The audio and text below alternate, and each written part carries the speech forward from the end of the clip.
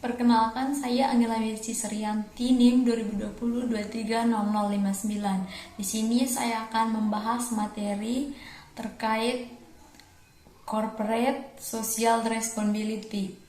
Jadi, Corporate Social Responsibility atau biasa disebut CSR merupakan istilah bahasa Inggris dari kata corporate yang berarti perusahaan, sementara sosial berarti sosial dan responsibility bermakna tanggung jawab. Jadi, CSR adalah suatu konsep atau tindakan yang dilakukan oleh sebuah perusahaan. Kemudian, CSR ini tentu mempunyai prinsip. Yang pertama, mengidentifikasi misi jangka panjang. Jadi di sini perusahaan memberikan kontribusi sosial terbesar jika mengidentifikasi tantangan kebijakan yang penting dan berlangsung lama serta berpartisipasi pada solusinya dalam jangka panjang.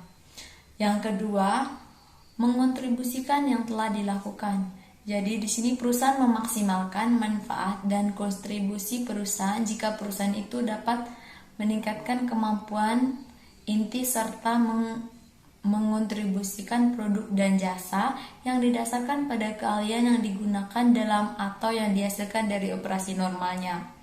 Kemudian yang ketiga, mengontribusikan jasa khusus skala besar.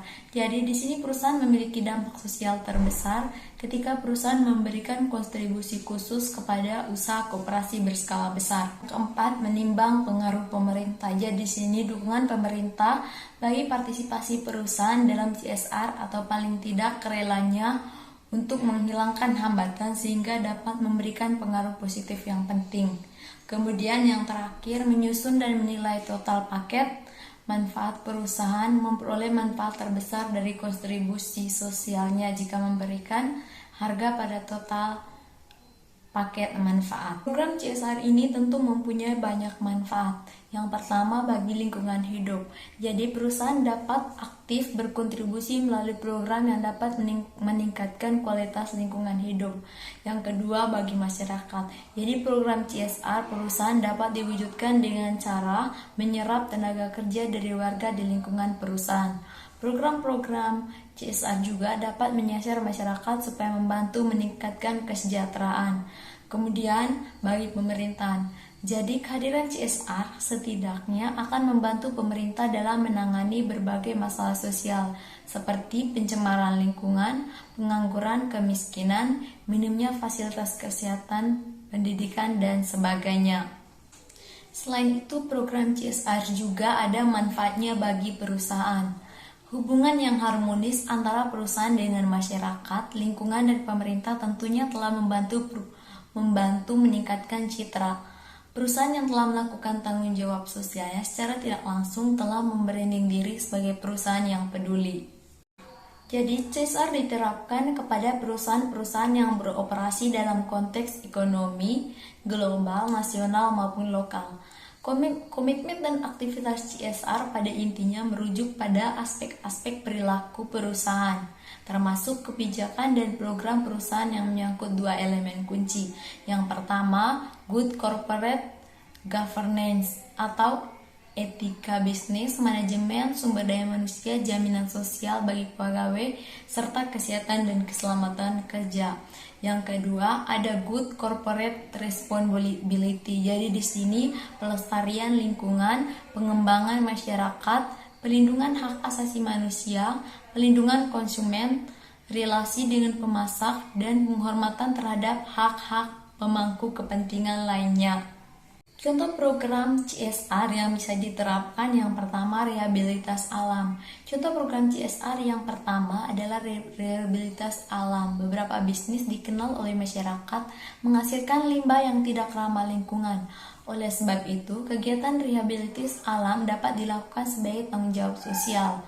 Yang kedua, ada kegiatan kemanusiaan atau filantropi. Filantropi menjadi contoh kegiatan CSR yang dapat dilakukan. Bentuk kontribusinya dapat dilakukan dengan beragam, misalnya penggalangan dana untuk didonasikan, membuka kampung wirausaha, bantuan dana UMKM, dan sebagainya. Kemudian ada program pengelolaan limbah berwawasan lingkungan. Jadi program ini dilakukan untuk mengurangi toksisitasi limbah saat dibuang, sehingga nantinya meminimalisir kerusakan ekosistem.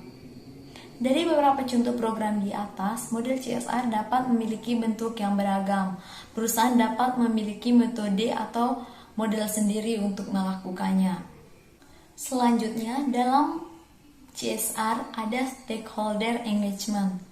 Jadi, stakeholder engagement ini menjadi sangat penting karena dapat memfasilitasi identifikasi dan pemahaman tentang masalah-masalah sustainability yang mencakup isu-isu kepedulian, kebutuhan, dan harapan dari para stakeholder. Penting bagi sebuah perusahaan untuk memahami dan mengelola hubungannya dengan setiap stakeholder dan mengoptimalkan kontribusi masing-masing stakeholder sehingga dapat diwujudkan suatu hubungan yang saling terkait, namun harmonis yang dapat menunjang tercapainya tujuan perusahaan. Stakeholder engagement adalah proses di mana suatu organisasi melibatkan pemangku kepentingan yang mungkin akan bisa berpengaruh oleh keputusan dan juga bisa memengaruhi keputusan.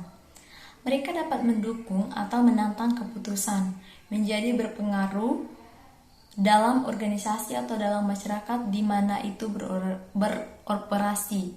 Terus, pejabat yang relawan, posisi atau terpengaruh dalam jangka waktu panjang. Stakeholder engagement merupakan sebuah rangkaian aktivitas yang terencana dan dilaksanakan berdasarkan perencanaan dalam rangka untuk memperoleh pengakuan, penerimaan, dan keberlanjutan hubungan antara perusahaan dengan stakeholder. Jadi, cost promotion ini memiliki keuntungan. Berbagai keuntungan potensial dapat diperoleh perusahaan dengan melaksanakan cost promotion. Jadi cost promotions ini memperkuat branding positioning perusahaan, memberikan peluang kepada para karyawan perusahaan untuk terlibat dalam suatu kegiatan sosial yang menjadi kepedulian mereka, menciptakan kerjasama antara perusahaan dengan pihak-pihak lain, serta meningkatkan citra perusahaan. Tahapan kegiatan cost promotion adalah sebagai berikut. Yang pertama, memilih isu masalah sosial yang memiliki keterkaitan dengan industri dan produk yang dihasilkan perusahaan. Yang kedua, memilih kegiatan yang memiliki keterkaitan dengan misi dan tujuan perusahaan. Stakeholder engagement ini ada terbagi menjadi dua, yaitu stakeholder internal dan stakeholder eksternal. Jadi, stakeholder internal meliputi organisasi industri itu sendiri, ya, contohnya pemegang saham, pemilik bisnis, dan para karyawan. Sedangkan stakeholder eksternal yaitu pemangku kepentingan kategori yang berkaitan secara langsung dengan hasil kebijakan atau proyek suatu perusahaan. Contohnya konsumen, supplier, pesaing, investor, pemerintah, sebuah komunitas lokal di suatu daerah, media masyarakat secara umum, dan lain-lain.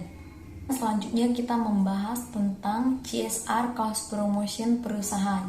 Jadi CSR cost promotion ini menyediakan sejumlah dana sebagai bentuk kontribusi CSR atau sumber daya lainnya untuk meningkatkan kesadaran masyarakat terhadap suatu masalah sosial atau untuk mendukung pengumpulan dana, partisipasi dari masyarakat, atau dalam rangka merekrut relawan. Gunanya untuk mendukung masalah sosial tersebut.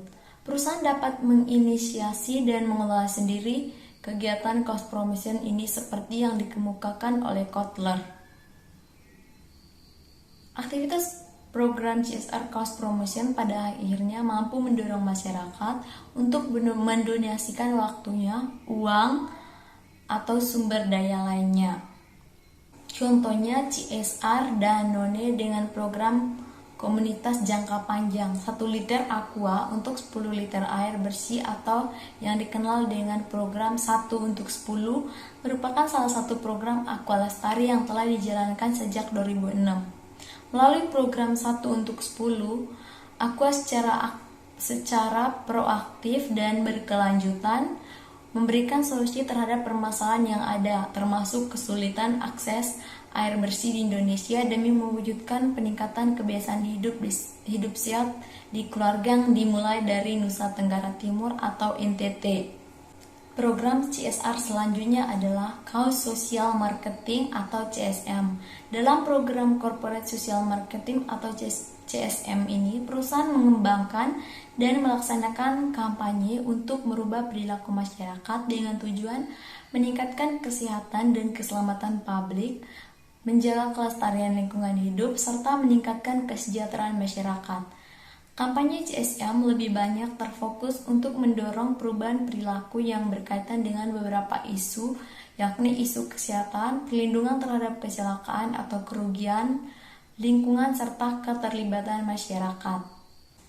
Contoh CSM adalah program In Safe Hands dengan kampanye nasional cuci tangan pakai sabun yang diusung PT Unilever. Untuk mendukung program pemerintah melalui produk sabun Lifebuoy, kampanye nasional cuci tangan pakai sabun ini juga didukung internasional seperti UNICEF dan USAID. Program In Safe Hands dilaksanakan di berbagai negara sebagai perwujudan nyata bahwa cuci tangan pakai sabun adalah hal sederhana yang paling efektif dan murah untuk mencegah angka prevalensi kematian akibat penyakit diare dengan merubah perilaku kebiasaan masyarakat. Program CSM ini mempunyai keuntungan, yaitu meningkatkan brand positioning, penguatan merek perusahaan di mata konsumen, mendorong peningkatan penjualan, mendorong antusiasme partner perusahaan untuk mendukung program ini, serta memberikan dampak nyata pada perubahan sosial. Adapun tahapan perusahaan dalam melaksanakan kegiatan CSM secara garis besar serupa dengan tahapan CSM yang telah dijelaskan di atas tadi. Yang ketiga, mengembangkan kampanye yang bersifat jangka panjang atau berkelanjutan. Dan yang terakhir, memastikan keterlibatan stakeholders dalam kampanye masalah sosial yang sedang diangkat oleh perusahaan. Langkah-langkah yang harus ditempuh perusahaan saat menjalankan aktivitas corporate philanthropy menurut Kotler, yang pertama, memilih kegiatan yang akan didukung dengan tujuan perusahaan, kepedulian para karyawan terhadap kegiatan yang akan didukung, serta perhatian pelanggan perusahaan. Yang kedua, memilih mitra yang akan menjalankan kegiatan amal beserta pihak atau komunitas yang akan menjadi sasaran kegiatan corporate philanthropy. Yang ketiga, menetapkan besarnya sumbangan yang akan diberikan kepada satu pihak atau masyarakat yang akan menjadi sasaran kegiatan corporate philanthropy. Program CSR selanjutnya adalah program corporate philanthropy. Jadi perusahaan dengan program corporate philanthropy memberikan kontribusi langsung secara cuma-cuma dalam bentuk hibah tunai, sumbangan, dan sejenisnya.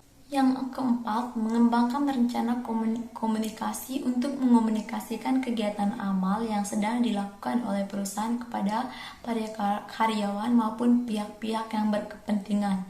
Dan yang terakhir, mengembangkan rencana evaluasi untuk menilai berhasil tidaknya pelaksanaan program corporate philanthropy. Jadi, keuntungan yang dapat diperoleh perusahaan melalui kegiatan community volunteering adalah terciptanya hubungan tulus antara perusahaan dengan komunitas, memberikan kontribusi terhadap pencapaian tujuan perusahaan, serta meningkatkan kepuasan dan motivasi karyawan.